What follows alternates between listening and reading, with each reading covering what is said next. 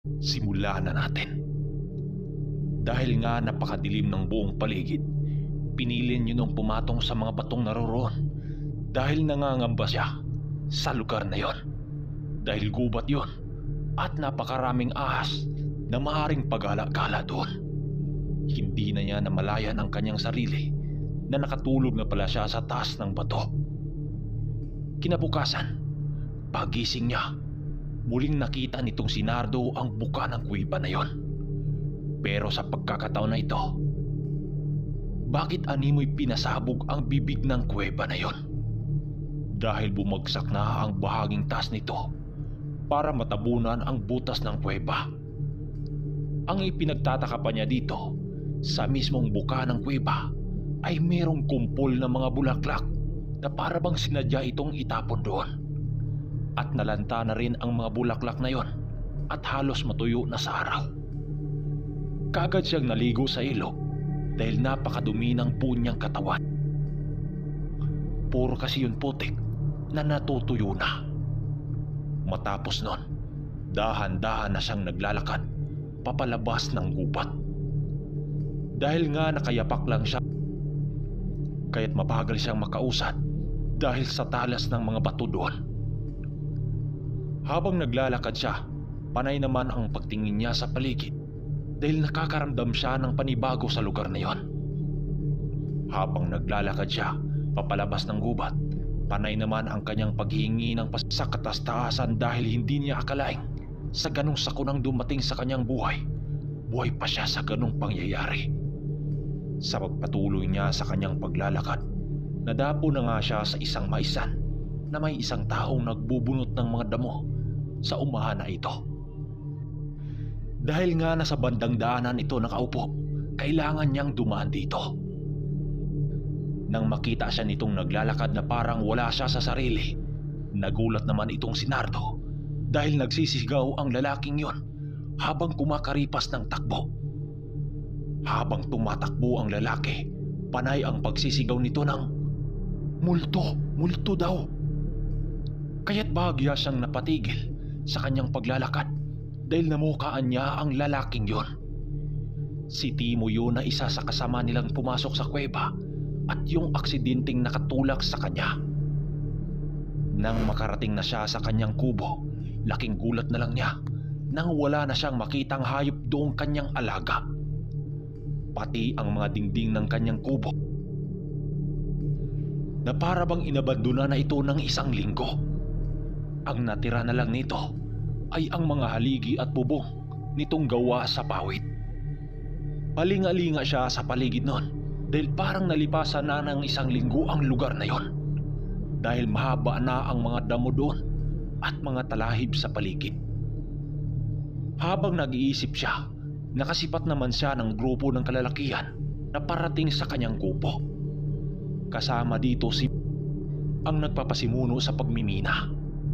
Ang nauna dito ay ang lalaking kumaripas ng takbo at ang matandang may suot-suot na agimat. Nang medyo makalapit na ang mga ito sa kanyang kubo, narinig naman niyang nagwika ang isa dito ng Sigurado ho ako, buhay si Nardo. Kitang-kita ko kanina sa aking maisin eh. Sigurado ako dito yun pumunta. na para bang natataranta pa.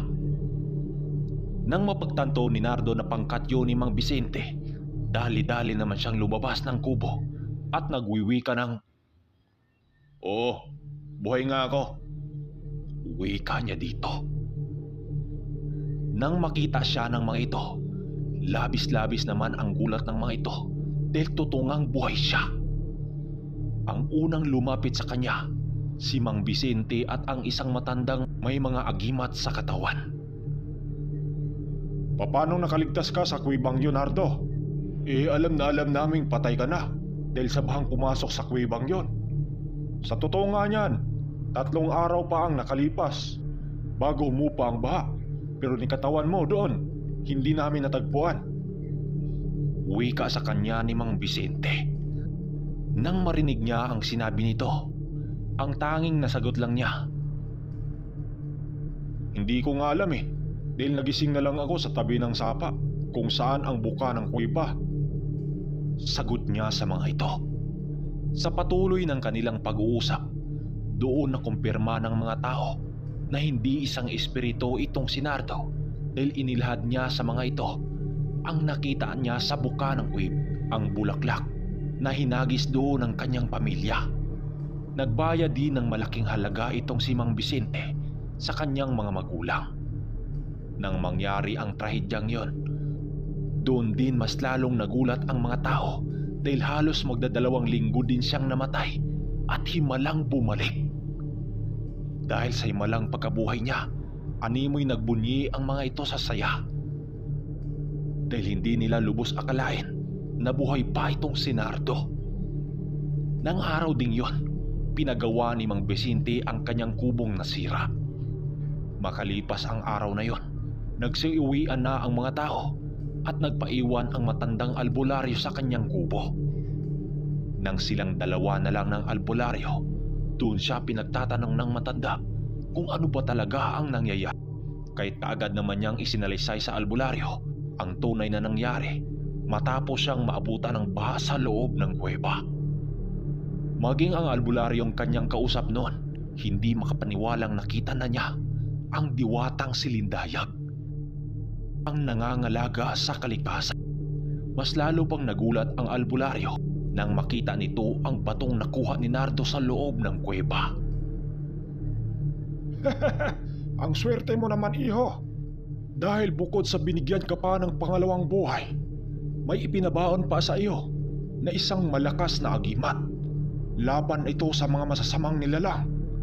At hindi lang yan, iho. Mabibigyan ka nito ng labis-labis na swerte. Ito ay ang mutya na kadalasang na nakukuha sa kalikasan. Dahil may basbas ito ng mga matataas na diwata. Ito ay matatawag na mutya ng kuweba. Pero mag-iingat ka, iho. Dahil maraming mga antingerong kakalabanin ka upang kunin ito sa iyo. At hindi lang yan. Kapag naramdaman niya ng mga antingero, hahanapin ka nito at susubukan kang kalabanin. Kumbaga, maraming makipagtagisan sa iyo upang subukan ang lakas ng taglay na yan. Pero ang pinakadaan dito, ang maging isa kang manggagamot. Dahil nakasaad sa mutyang ito, ang pagkabuhay mo ay maging isa kang manggagamot. Kagaya ng sinabi ko, iho, maraming maghangad na kunin ito sa iyo dahil sa taglay nitong swerteng ibibigay sa may hawak nito. Wika ng albularyo. Lumipas ang araw na yon. Umalis na nga ang albularyo sa kanyang kubo dahil gumagabi na. Habang siya naman nagpaiwan sa kanyang kubo dahil maghahanda pa siya ng kanyang hapunan na makakain. Kailangan kasi niyang magpahinga ng gabing yon dahil kinabukasan ayusin niya ang mga sanggutan niyang nabubulok dahil sa tagal na nitong hindi na niya napuntahan. At naisip din niya noon na bumisita sa lugar ng kanyang lula upang malaman ito na buhay pa siya. Matapos niyang maghapunan, kasalukuyan na nga siyang nakahiga doon sa papag ng kanyang kubo habang sinipat-sipat niya ang mutyang bigay sa kanya ng diwat. Nang tapos na niya itong sipatin, ibinalik na pinagbabalutan niya dito. Hindi akalaing sa unang gabi niya, meron siyang makakalabang aswang. Sa pagkakatansya niya, nasa 10:00 na yon ng gabi nang bigla siyang magising. Nang makarinig siya ng pagkarit sa labas ng kanyang dingding ng isang nilalang. Habang naglalakad ito sa labas ng kanyang kubo, rinig na rinig niya ang pag-angil nito habang patuloy na kumarit sa kanyang dingding. Pinakinggan niya ito ng maigi hanggang sa palakas na ng palakas ang pagkarit nito. Akala nga niya papasukin siya nito sa kubo, subalit kahit kortina lang ang pinto nito, hindi ito pumasok. Kaya't makumpirma niya ang nilalang sa labas. Nagwika siya dito ng, "Sino yan?